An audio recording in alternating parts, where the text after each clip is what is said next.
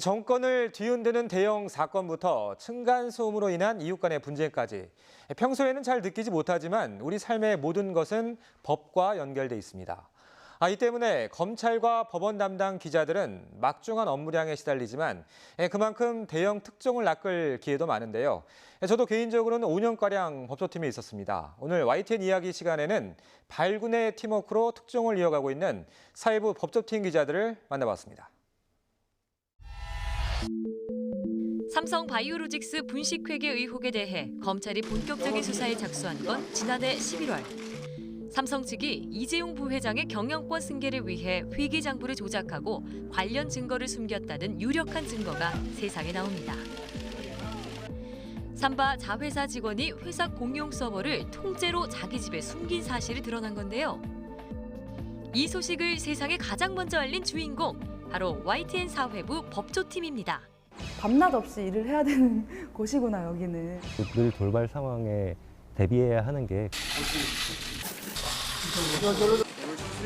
대한민국을 뒤흔든 굵직굵직한 사건들. 이런 소식이 시청자들과 만나기까지 보이지 않는 곳에서는 각 언론사의 자존심을 건 취재 전쟁이 이어집니다. 법조팀 기자 7명은 이 치열한 전쟁터에서 잇따라 특종을 낚아올리며 YTN 뉴스에 활력을 불어넣고 있습니다. 네, 사회부안에 사건팀과 법조팀이 있는데요. 사건팀은 경찰에서 일어나는 일들을 주로 취재하고 저희는 그 이후에 검찰 그리고 법원에서 수사와 재판 과정을 취재하고 있습니다. 성접대와 뇌물 의혹을 받는 김학의 전 법무부 차관이 소환 조사를 앞둔 상황. 서초동에 모인 기자들은 어떤 내용으로 생중계와 보도를 할 것인지 세심하게 의견을 나눕니다. 여론이 주목하는 이런 사건들은 길게는 몇 개월씩 수사가 이어지기 때문에 맥을 짚는 취재와 끈기가 필수입니다. 구속영장이 발부될지 기각될지는 예측하기는 어렵거든요.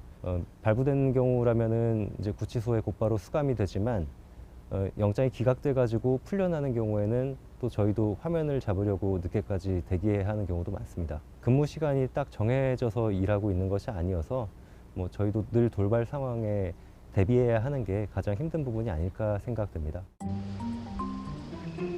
오늘은 정치 개입 의혹에 연루된 전직 경찰소장들의 구속 여부가 판가름나는 날입니다. 중계석에 앉은 신지원 기자, 취재할 때 노하우 좀 알려주세요. 그 검찰 수사 단계에서 기밀 유지가 매우 엄격하게 진행되고 피사실 공표에 대한 그 사회적 분위기가 비판적인 경우가 많기 때문에 검찰 수사기관의 입만 듣고 이제 취재를 하면은 매우 어렵습니다.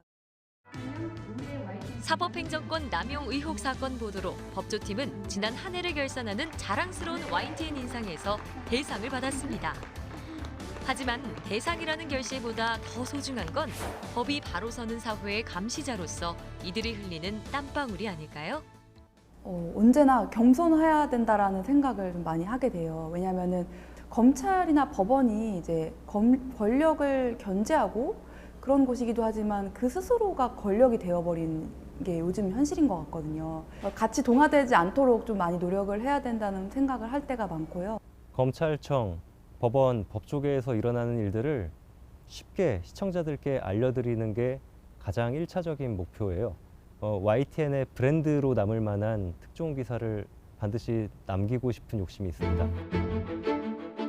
치열하게 고민하고 한 발 앞서 달려가는 사회부 법조팀.